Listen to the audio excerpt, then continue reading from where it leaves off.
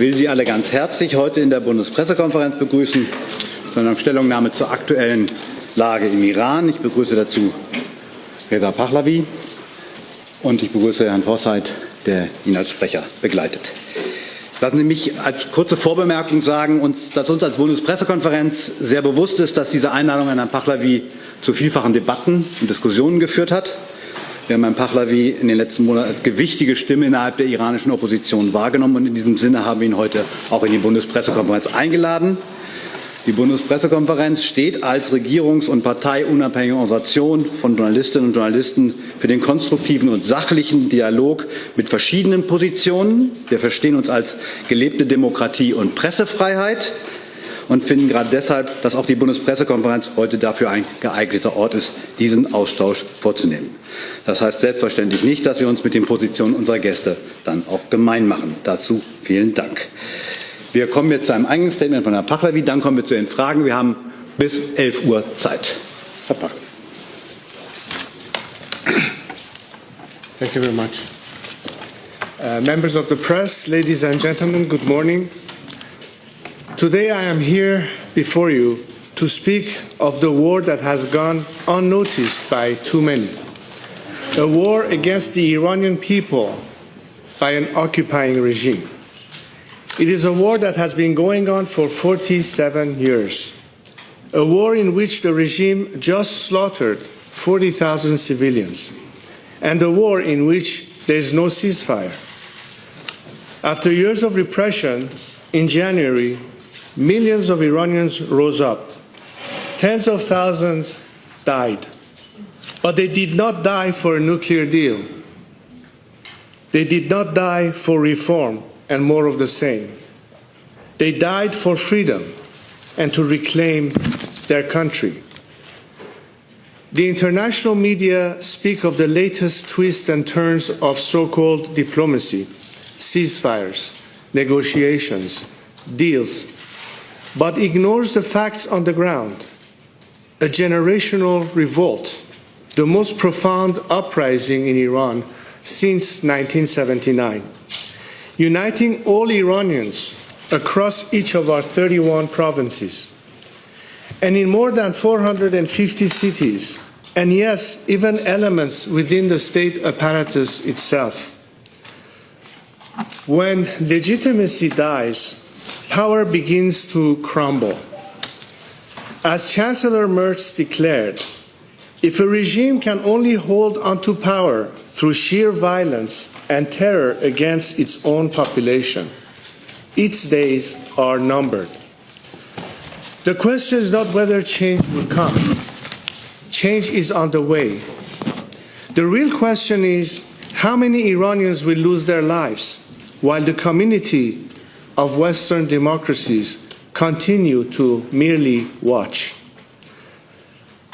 As we speak, atrocities are still unfolding that the world cannot see because the regime has blocked internet access while silencing the witnesses.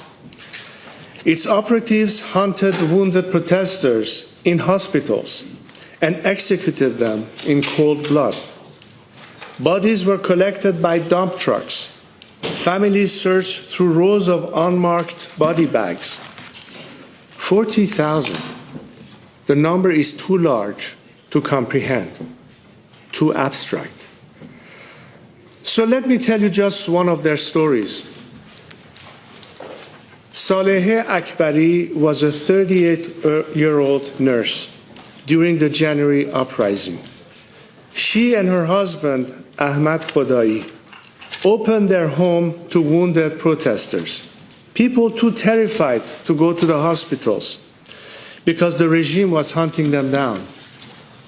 They treated the injured, they hid them, they saved lives.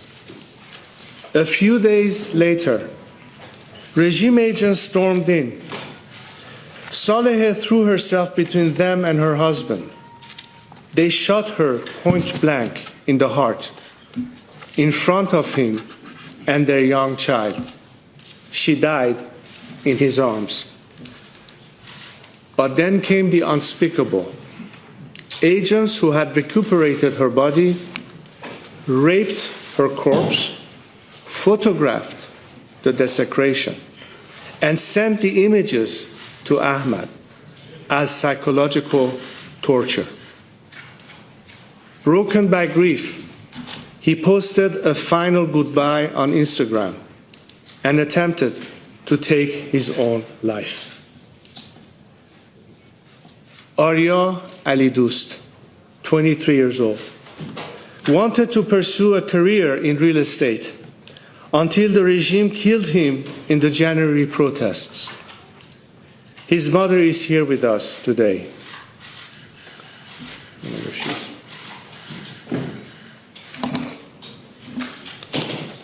Sam Afshari, almost 17, was a champion swimmer. The regime also murdered him in the January protests. His father is here with us today.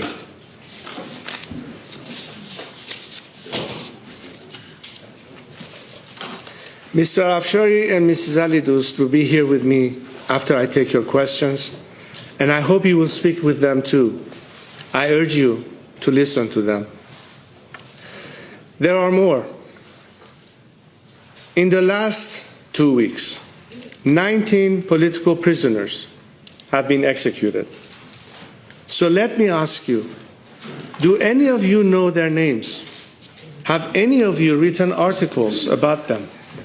Have you looked into this at all? I read in your newspapers about the tragedies of war. But what of the regime's crimes against my compatriots? It is committing crimes against humanity as we speak. Will the free world do something or watch the slaughter in silence? There are people waiting for the answer. Their lives are literally on the line.